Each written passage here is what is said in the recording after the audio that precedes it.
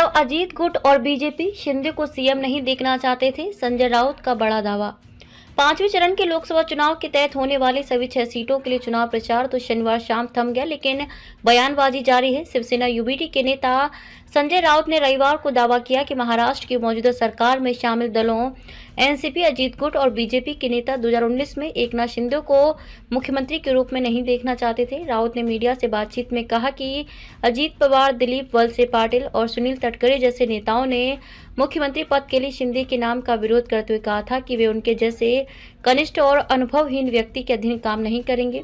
जब महाविकास आघाड़ी बन रही थी तभी कांग्रेस और एनसीपी ने कहा था कि उनके पास कई वरिष्ठ नेता हैं और गठबंधन का नेता ऐसा व्यक्ति होना चाहिए जो अनुभवी एवं वरिष्ठ हो और सभी को साथ लेकर चल सके। राउत ने किया ये दावा। उन्होंने ये भी दावा किया कि जब महाविकास आघाड़ी के गठन से पहले बीजेपी के देवेंद्र फडणवीस, गिरीश महाजन और सुधीर मुनगंटीवार जैसे नेताओं ने शिवसेना से कहा था कि वे नहीं चाहते कि शिंदे मुख्यमंत्री बने, लेकिन आज वही अजीत और फडणवीस उप मुख्यमंत्री बनकर शिंदे के अधीन काम करने के विवश हैं।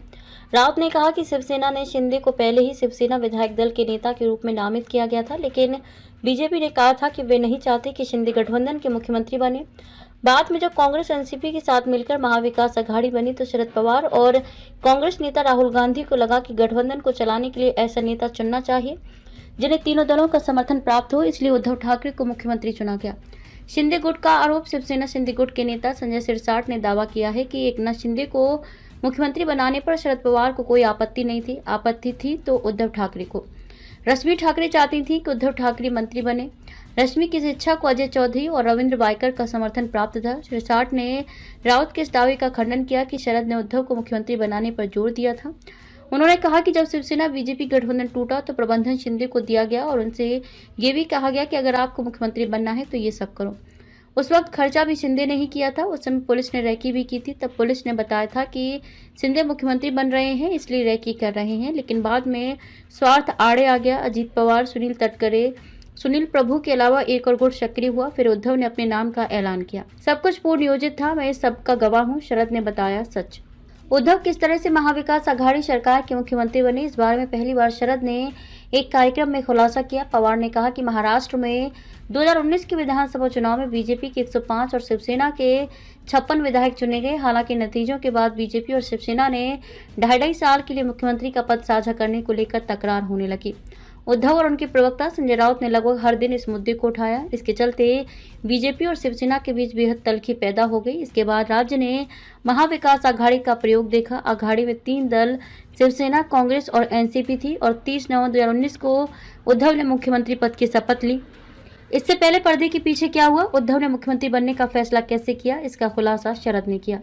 उद्धव नहीं बनना चाहते थे मुख्यमंत्री। उन्होंने ये भी साफ किया कि उद्धव मुख्यमंत्री नहीं बनना चाहते थे। शरद ने कहा कि आघाड़ी में सब कुछ तय होने के बाद मुख्यमंत्री कौन हो इसे लेकर बैठक हुई।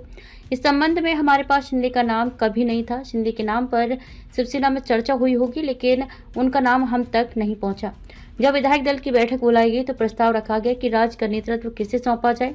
मैंने उद्धव का हाथ पकड़ा और ऊपर उठा दिया। मैंने बैठक में मौजूद विधायकों से कहा कि वे उद्धव के नाम पर विचार करें।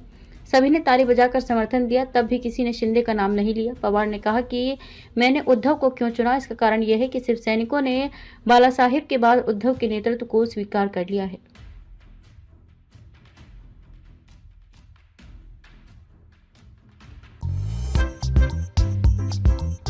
नांदेड़ शहर के फर्नीचर मार्केट में एक भरोसेमंद और मशहूर नाम CM furniture and home appliances. उम्दा क्वालिटी, वाजबी दाम, यही है हमारी पहचान। हमारे यहाँ नामी ग्रामी कंपनियों के सागवान और वुड बेस मटेरियल से बने बेहतरीन bedroom set, sofa set, tea table, अलमारियां, dining table, sleep well mattresses और ब्रांडेड कूलर्स और दीगर तमाम तरह के फर्नीचर्स। इसके अलावा ऑफिस फर्नीचर में office table, revolving chair, visitor chair और ब्रांडेड कंपनी के फाइबर चेयर भी दस्तयाब है। शादी व दीगर तकरीबात के लिए हस्बे जरूरत और साइज के मुताबिक फर्नीचर तैयार किए जाते हैं। एक बार जरूर तशरीफ लाए।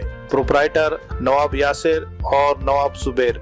मजीद तफसीलात के लिए राब्ते का पता है CM furniture and home appliances, near famous function hall, Mal Tekdi road, Deglur नाका, नांदेड़।